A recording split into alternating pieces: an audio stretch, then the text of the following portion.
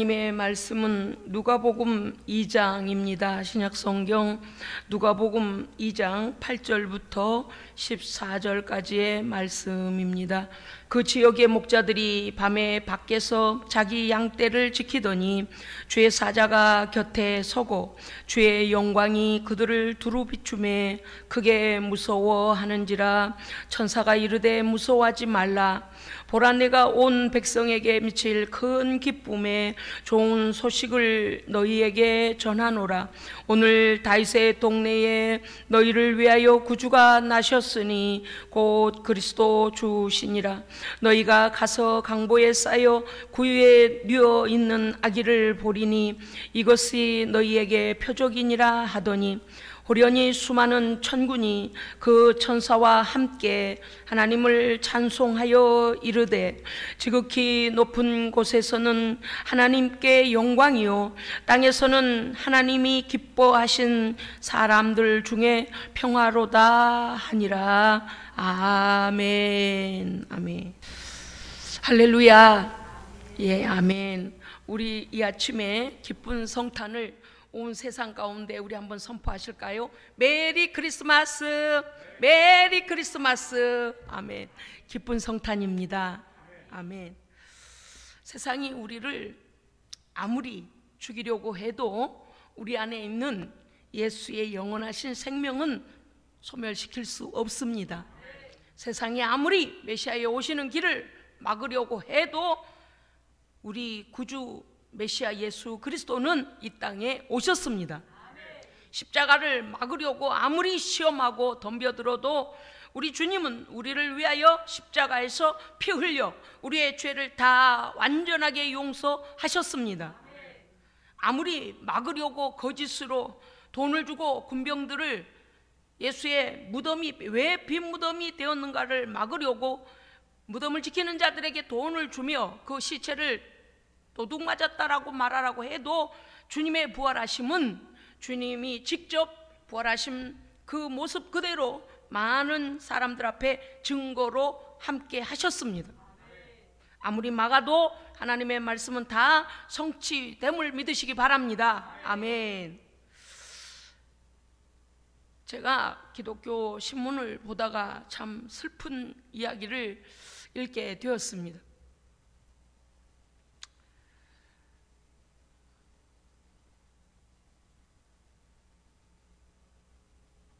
문체부에서 코로나19로 인하여서 많은 사람들이 어려움에 처해 있고 또 활동하지도 못하고 시간적인 제약과 장소적인 제약과 만남의 제약을 받고 있기 때문에 이렇게 공고를 냈답니다. 2021년 올겨울에는 각 기업마다 상가마다 성탄의 캐롤을 올려주십시오라고 공고를 하고요, 예산 10억을 지원하기로 했답니다. 그런데 어둠의 권세가 한 번도 그런 적이 없더니 이 일을 막고 나섰어요. 그래서 담당자들이 그쪽 담당자들 만나서 취소하겠다 그래서 취소를 했답니다. 왜냐하면 이 캐롤이라는 캐롤송이 예수 그리스도의 복음적인 가사만이 아니라 많은 사람들에게 뭔가 좀 힘을 돋우고 기쁨을 주고 흥겨운 그런 곡조도 많이 있고 또 밝은 노래이기 때문에 일반적으로 문화적으로도 이 국가가 너무 침체해 있으니까 이 12월에 뭔가 좀 활력을 불어넣기 위해서 그렇게 했는데 막았다는 거예요. 세상에 어떻게 이 나라에 이런 일이 있어요? 다른 나라가 아니에요. 올해 우리나라에서 너무 속에서 불이 났습니다. 왜냐고요? 이 어둠의 권세는요, 템플스테이라는 프로그램을 하겠다고 하면서 나라에서 수십억, 수백억을 갖다 쓰고 문화보존이라고 말하면서 국민의 세금을 다 갖다 써야죠. 그런 짓을 하면서 어쩌다가 기독교가 아니에요. 온 국민에게 다시 힘을 내게 하기 위하여서 캐롤송을 좀 틀자, 캐롤을 들읍시다 이거 했다고 취소시켰다는 거. 정말 어이가 없습니다. 어이가 없어요. 정말 가만 두고 보니까 어이가 없는 짓을 하고 있습니다.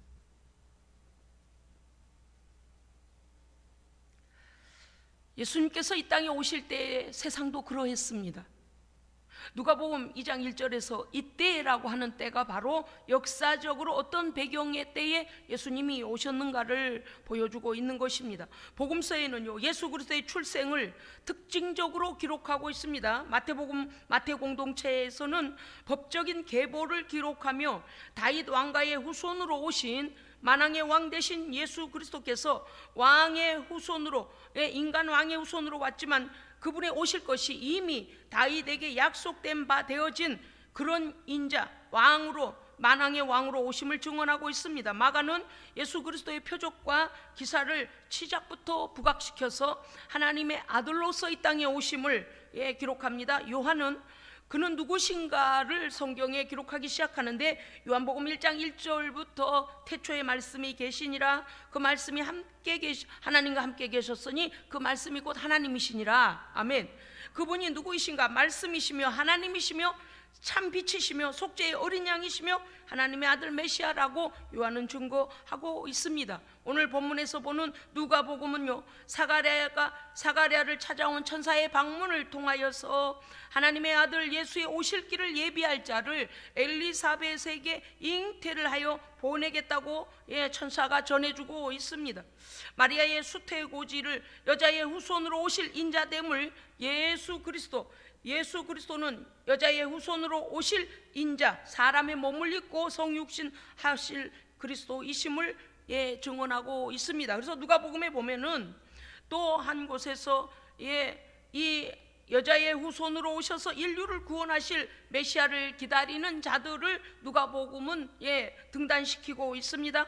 사가랴와 엘리사벳과 마리아와 또 천사 가브리엘이 와서 그들에게 메시아에 오실 것을 전해 주었더니 그들이 사가랴의 찬송과 마리아의 찬송을 통해 보면 이스라엘의 언약을 기억하시고 이스라엘을 긍휼히 여기사 기억하시며 그 언약을 영원히 지키시는 약속의 하나님됨을 그들이 찬송 가운데 하나님을 찬송하고 있습니다. 더구나 메시아에 오실 것을 기다렸던 누가복음에서의 두 사람은 안나와 시므온입니다.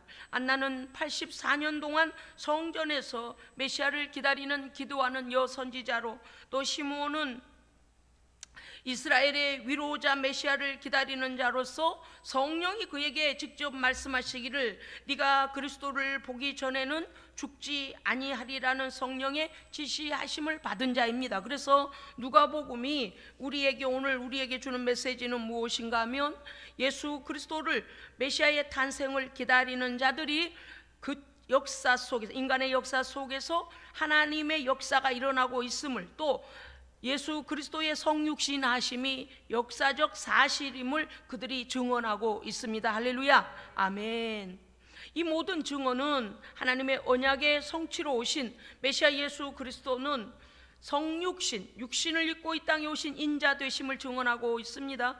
2장 1절부터 3절에 보면은 예수 그리스도의 오심에 대한 시기와 배경, 그것을 역사적으로 증거하고 있는데, 이때에 가이사 아우구스토가 영을 내려 천하로 호적하게 하였던 때다.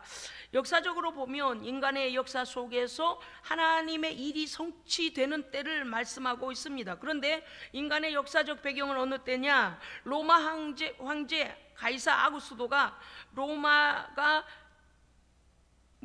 정복한 나라들에 대하여서 식민지 백성들의 호적을 갱신하라고 명령을 내리게 되죠. 그래서 모든 사람이 호적하러, 오늘 누가복음에 2장 3절 보니까 모든 사람이 호적하러 각각 고향으로 돌아갔다 그랬습니다. 물론 2장 1절에서부터 계속 나오는 것은 그때에 예수님이 오실 모든 역사적 배경이 어떻게 준비되고 있는가에 대하여 로마 황제 가이사 아구스도의 때, 호적하라 하던 때, 그 다음에 3절은 모든 사람이 호적하기 위하여 자기 본토로 다 호적하러 간 그때를 말하고 있습니다. 모든 사람들이 갑자기 몰려드니 유대 땅 베들레헴이 어떻게 되겠습니까? 우리가 생각을 해보십시다. 4절에 보면 요셉도 다윗의 집 족속인 고로 그래서 다윗의 후손으로 오실 메시아이시라는 것을 이 4절을 통하여 하나님의 말씀이 성취됨을 보여주고 있습니다. 아멘. 그냥 요셉 뚝딱이 아니에요. 다윗 왕의 후손인 요셉도 호적을 갱신하려고 다윗 왕의 그 동네 유대 땅 베들레헴으로 갔다라고 되어 있습니다. 그러니까 그때에 일어난 일들을 이제 보셨었죠. 로마 황제가 영을 내리고 그 다음에 이제 호적하러 다윗의 그 땅으로 가게 되지요. 다윗 동네로 가게 되지요. 갈릴리 나사렛에서 유대 땅 베들레헴까지는 약 145km 떨어진 곳인데요. 당시에 좋은 교통수단도 없을 뿐만 아니라 그곳이 그렇게 많은 여관을 가지고 있는 것도 아닙니다. 어쩌다 지나가던 나그네가 하룻밤 쉬어갈 그런 아주 작은 여관이 동네에 있을 뿐이잖아요. 그러니까 그 많은 사람들이 호적하려고 다 올라갔으니 각자 본토로 갔으니 얼마나 붐볐겠습니까? 그 베들레헴이 유대 땅 베들레헴이요, 이 히브리어로 보면 베들레헴이라고 됩니다. 그런데 이 동네 이름의 뜻이 무엇인가 하면은 떡집이란 뜻이에요.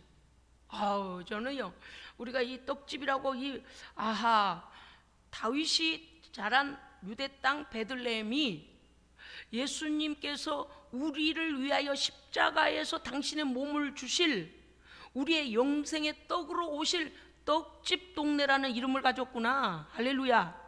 아멘. 네, 아멘이에요. 다윗을 위하여 그 동네 이름이 그렇게 된 것도 아니고 다윗을 위하여 있는 게 아니에요. 메시아의 오실 길을 예비하기 위하여 벌써 하나님께서 그 동네 이름까지도 우리의 영생의 떡이신 예수 그리스도의 이름을 그곳에 예수 그리스도께서 나실 것을 떡집이란 뜻으로 떡 기계에서 떡이 만들어지잖아요. 예수님께서 우리의 영생의 떡으로 오실 것을 이미 그 이름을 그렇게 주신 것입니다. 그런데 그때에 이때라고 생각해 봅시다.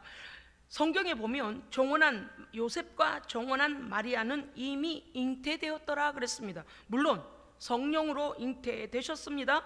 그래서 말씀에 보면 6절에 보면 마리아에게 해산할 날이 찼다 그랬어요. 그러니까 그 호적을 하라고 가이사 아구스도가 영을 내릴 때가 언제냐면 마리아가 해산할 날이 다가올 때쯤 된 겁니다. 그런데도 그들의 기간이 이제 호적을 해야 되는, 갱신해야 되는 때이기 때문에 그들이 그곳을 베들레헴을 향하여 올라간 것이죠. 한편 동방에서 천체를 연구하던 박사들은 유난히 크고 빛난 별을 보고 온 세상을 구원할 구세주가 올 것을 알고 그들은 별이 인도함을 따라 별이 이끄는 대로 베들레헴을 향하여 가고 있었습니다. 보시겠습니다. 유대 땅 베들레헴을 향하여 마리아와 요셉도 호적하러 올라가고 있고, 그 다음에 동방 박사들이 큰 별을 보고 별의 인도함을 받 온 세상을 구원할 자가 나겠구나, 왕의 왕이 나겠구나라고 베들레헴을 향하여 가고 있는데, 주께서 나시는 밤에 무슨 일이 생겼습니까?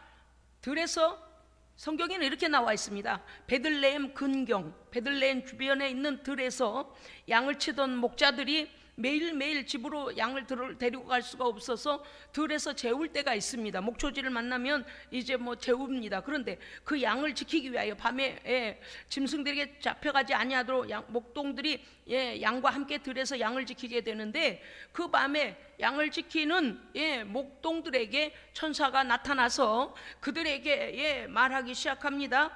베들레헴 근경에 있는 2장 8절에 보니까 베들레헴 근경에 있는 들에서 밤에 목자들이 양을 지키고 있는 그때에 주의 사자가 그들 곁에 서고 주의 영광이 저희를 두루 비치매 그들이 크게 무서워하는지라. 왜 그럴까요? 하나님의 영광이 지금 막 자동차가 서치라이트를 비추는 것처럼 밝게 비추니까 깜짝 놀란 겁니다. 지금처럼 뭐 가로등이 밝은 때도 아니지 않습니까? 그때에 천사가 그 목동들에게 말하기를 무서워 말라.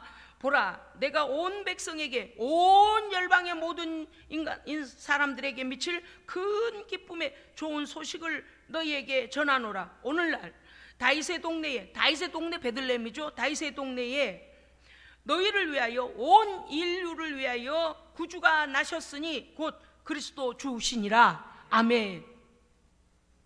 베들레헴을 향하여 이제 방이 없어서 마국간을 그들이 그 밤을 지내게 되었, 마국간에서 지내게 되는 그 밤에 그 마국간 말구유에 아기 예수님이 탄생하셨는데 베이비 침대가 없는 거예요. 바닥에도 놓으면 말들이 뒷발질을 하든지 무슨 일을 하든지 위험하잖아요. 그래서 우리 주님께서 오실 때에 그 말들이 밥 먹는 말구유 말통, 이 바닥에선 좀 떨어져 있단 말이에요.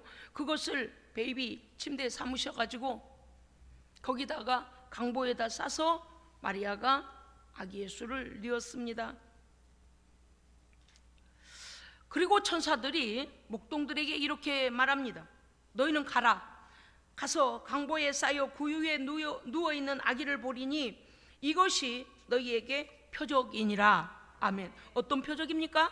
온 세상을 구원할 구주가 오신 표적입니다. 하나님께서 우리의 구원의 역사를 이행하실 표적이라 그 말입니다. 그때에 호련히 허다한 천군과 천사들이 출현하여 하늘로부터 수많은 천군 천사들이 내려와 하나님을 찬송하기 시작합니다. 온 하늘의 천군 천사가. 그리고 그들이 하나님을 찬송하며 그 찬송 안에 메시지가 무엇인가 했더니 지극히 높은 곳에서는 하나님께 영광이요 라고 천사들이 찬송하고 있는 것입니다. 그렇습니다. 왜 아기 예수님께서 말구유에 이렇게 탄생하신 것이 하나님 나라에서와 하나님께 영광이 되는 것일까요? 하나님은 사랑과 공의의 속성을 가지신 하나님이십니다. 아멘. 인간을 사랑하시지만 인간의 죄로 인하여 인간이 하나님의 사랑을 받는 존재로가 아니라 죄와 저주와 사망의 권세, 그 죄의 지배 아래, 저주의 지배 아래, 사망의 지배 아래 들어가서 하나님의 사랑을 받는 자로서 살지 못하니 누군가는 인간의 죄를 위한 대속물, 희생되어야 되는 대속물이 필요한 것이죠. 인간을 구원할 수 있는 대속물을 하나님의 아들 예수 그리스도를 죄값으로 저주와 사망을 그 예수께 다 뒤집어 씌워서 이 땅에 보내신 것입니다.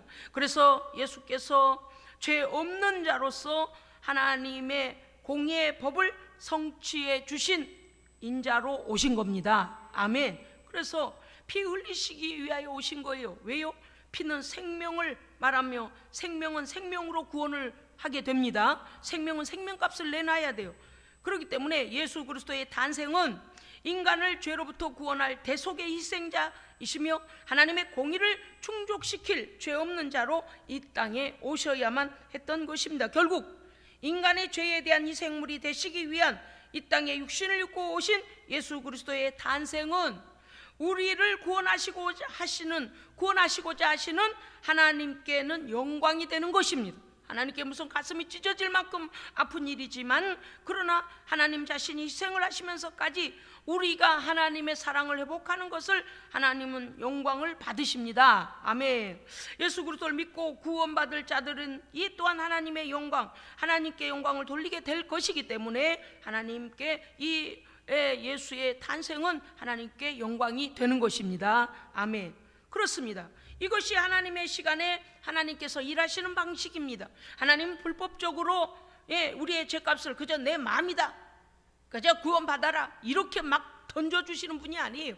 모든 것을 말씀의 원리 원칙대로 하십니다. 그래서 하나님은 법대로 하시는 분이라 해서 공의의 하나님이라는 거죠. 우리의 죄로 인한 값은 반드시 치러내야 하는데 우리에게는 의인이 없잖아요. 원죄로부터 모든 자들이 죄 가운데 있기 때문에. 그래서 죄 없으신 하나님의 아들이 이 땅에 오셔야만 했던 것입니다. 하나님께서는 자기 아들을 우리를 위한 희생 제물로 보내셔서 하나님의 사랑, 공의를 성취하신 분입니다. 아멘. 하나님은 우리를 위하여 이렇게 공의와 사랑의 법을 완벽하게 준비하셨습니다. 말씀으로만이 아니라 실제적으로 하나님의 아들이 이 땅에 오신 것입니다. 그 다음에 우리가 알아야 되겠습니다. 하나님, 오늘 이 말씀의 후반절에 보면 지극히 높은 곳에서는 하나님께 영광이고 땅에서는, 이 지상에서는 평화로다. 우리가 간단하게 쓰면 하늘엔 영광, 땅엔 평화 이렇게 말하지만, 그러나 우리는 엄밀히 따져봐야 합니다. 그 핏값을 치르시고 그 핏값에 대하여 아무런 적용 없이 우리가 평화를 누리는 자들이 되겠습니까? 그러려면 예수님이 이 땅에 오실 필요가 없지요. 하나님께서 불법의 하나님이시라면 그래, 지금부터 너희들 평화를 누려라, 하나님 그런 하나님이 아니시라는 거죠. 오늘 말씀을 우리가 절대적으로 잊어버리지 않아야 될 것이 있습니다. 지상에서 하나님의 아들을 통하여 우리에게 베푸신 그 평화를 누릴 자들이 있다는 것입니다. 인간에게 베푸신 하나님의 사랑과 공의는 완전하지만 모두 다 누릴 수 있는 것이 아니라는 거예요. 우리도 그에 합당한 하나님께서 요구하시는 것을 반드시 적용해야 합니다. 그것이 무엇입니까? 성경은 오늘 말하기를 하나님의 기뻐하심을 입은 자들이 그 평화를 누린다고 선포하고 있습니다. 아멘. 하나님의 기뻐하심을 입은 자들이 어떤 자들인 줄을 우리는 알아야 합니다. 이 말씀은 우리 인간이 죄로 말미암아 하나님의 근심거리일 뿐만 아니라 하나님과 원수가 되었습니다. 예수 그리스도께서 우리의 죄값의 희생제물이 되심으로 하나님의 아들이 하나님과 원수된 자리에 들어가 버린 거예요. 하나님의 원수된 자리, 죄인의 자리에, 죄인의 몸으로, 죄인의 모습으로 십자가에서 죽게 되신 것이죠. 하나님과 우리 사이의 죄의 담을 예수 그리스도의 희생으로 허물고 제거해 주셨습니다. 아멘. 그러면 무조건 평화가 찾아옵니까? 그러면 안식이 찾아옵니까? 아닙니다. 하나님께서 완전한 우리의 모든 평화를 누릴 길을 열어놓으셨다면 우리도 하나님께 합당한 것을 드려야 하는데, 그것이 무엇입니까? 바로 예수 그리스도를 믿는 믿음입니다. 아멘. 하나님의 기뻐하심을 입은 자들은 누구냐? 예수 그리스도를 믿는 자들입니다. 그렇습니다. 오늘 보니까 동방에서 박사들도 황금과 유향과 모략을 준비하여 만왕의 왕 대신 그 왕을 만나기 위하여 오고 있고, 그 다음에 마리아와 요셉도 다윗의 동네로 가고 있었고 이미 도착했죠. 그 다음에 목자들도 천사들이 전해준 오늘날 너희를 위하여 구주가 나셨으니 곧 그리스도 주시니라라고 하는 그 천사들의 선포를 듣고 아기 예수를 뵈려고 가고 있는 이때의 말입니다. 우리와 하나님 사이에 깨어져 버린 평화, 깨진 평화, 죄의 담을 허물고 제거해 주신 이 사실을 우리가 믿어야 하는 겁니다. 믿지 않는 자는 하나님의 평화를 누릴 수 없는 자입니다. 누리지 못합니다. 정말 온누리에 그리스도의 평화로 가득하기를 원합니다. 그러려면 예수 믿어야 됩니다. 예수 안에 돌아와야 돼요. 조건 없이 하나님께서 내가 내 맘대로 하니 이렇게 됐다, 이렇게 불법을 행하시는 하나님이 아니시고 하나님은 공의의 하나님이시기 때문입니다. 전쟁이 이곳저곳에서 전쟁의 소문과 코로나 질병으로 인하여 많은 자들이 지금 죽음을 당하고 있습니다. 죽음을 맞이하고 있습니다. 원치 아니해도 죽음을 맞이. 정말 먼 나라 이야기인 줄 알았습니다. 얼마 전에 제가 말씀드린 것 여러분 들으셨죠? 제가 너무 가까이 또 몇 번이나 그분을 뵙고 그랬던 병원 원장님도 코로나19로 인해서 소천하셨어요. 그래서 병원이 닫았어요. 너무나 우리 가까이에 죽음이 횡행하고 지금 폭력을 쓰고 있습니다. 죽음이 폭력을 쓰고 있어요. 이렇게 아기 예수를 경배하기 위하여 아기 예수를 찾아가는 사람들이 있는가 하면, 한편 헤롯은 아기 예수를 죽이기 위하여 동방 박사들에게 그곳이 어디인지 나에게 알려달라, 내가 가서 나도 경배하겠다. 그러나 경배하려고 한 것이 아닙니다. 왜 그렇습니까? 헤롯이 하는 행동을 보면 알아요. 지시하심을 받아, 하나님의 지시하심을 받아 그들이 헤롯에게 가지 아니하고 다른 길로 갔을 때에 헤롯이 일어나서 동방 박사들이 찾아왔던 시간을 따져서 2살 이하의 모든 사내 아이들을 다 죽였습니다.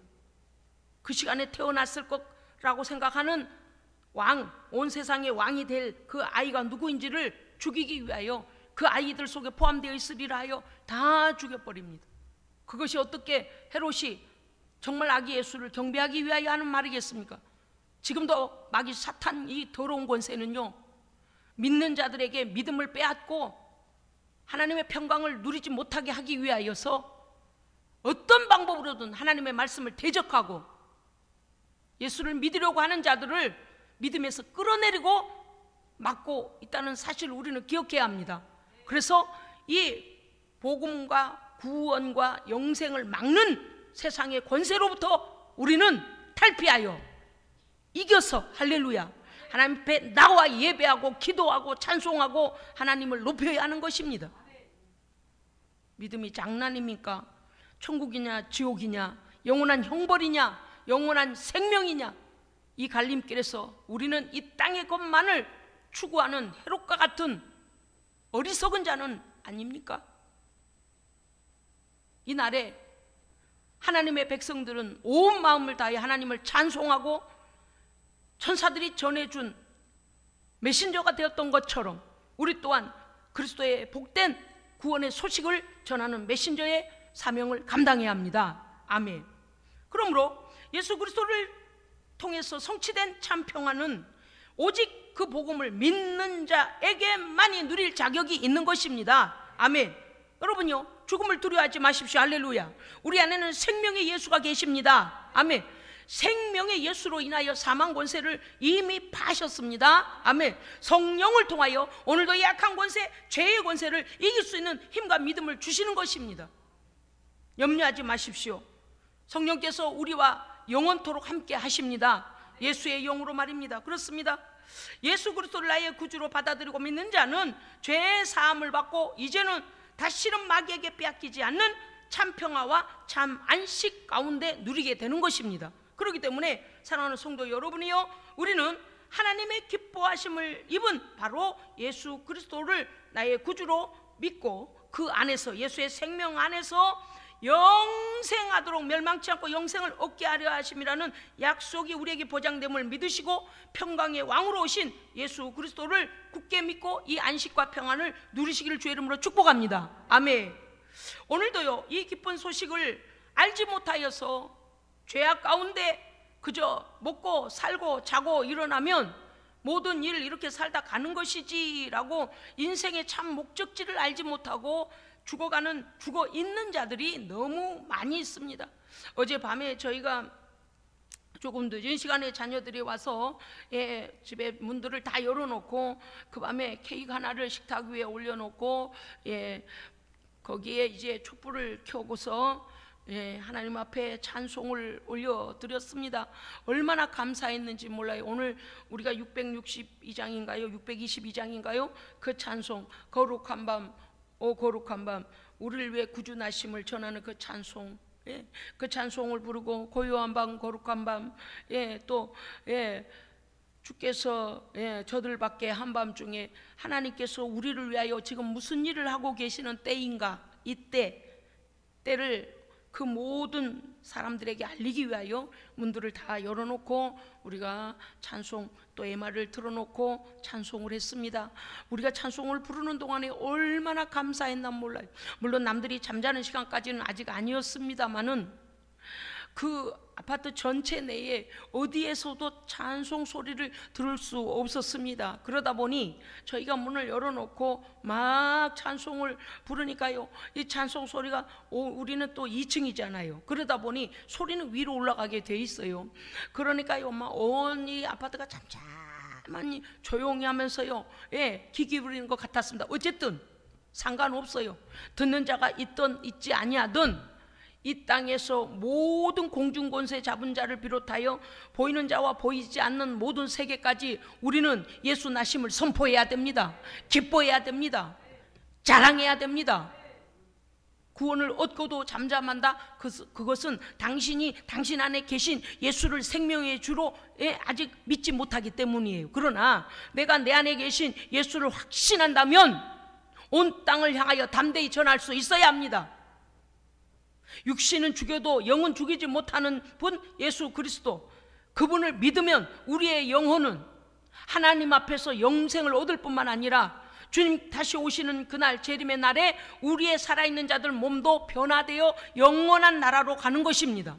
그렇기 때문에 이 기쁜 소식을 많은 자들에게 전해야 하는 것입니다. 그렇습니다. 성탄은 당신의 죄와 저주와 영원한 사망 형벌을 위하여 이 땅에 오셔서 십자가에 당신을 대신하여 죽으신 우리 구주 예수 그리스도를 보내주신, 참 평화의 왕으로 보내주신 하나님 앞에 기뻐하는 날이라고 세상을 향하여 증거할 수 있어야 하는 것입니다. 뿐만 아닙니다. 그러므로 오늘 당신을 위하여 하나님께서 평화의 구원의 선물로 보내신 예수 그리스도를 믿고 구원을 받으라고 담대히 전하여서 그들 또한 어리석고 썩어진 것만을 추구하다가 영원한 형벌에 들어가지 아니하도록 오늘도 우리 한 사람 한 사람이 평화의 메신저가 되어줘서 예수 그리스도의 나심을 증거하며 담대히 저들에게 전하여 살려내는 사명 감당하는 성도가 되시기를 주의 이름으로 축복합니다. 아멘. 기도하시겠습니다. 하나님 아버지, 공포와 불안과 공허함 속에서 사람들은 먹고 마시는 육의 것으로 살아가는 것 같지만 죽어가고 있는 세상입니다. 예수 그리스도의 참 생명 안에서 구원과 참 평안을 얻은 믿는 자들은 주님의 오심을 만방에 선포하게 하시고 담대함으로 살게 하시고 죄의 권세를 이기며 영생하시는 그 능력으로 살게 하여 주시옵소서. 우리를 죄에서 구원하실 뿐만 아니라 다시 오실 우리 구주 예수 그리스도의 이름으로 감사하며 기도합니다. 아멘. 사랑하리라.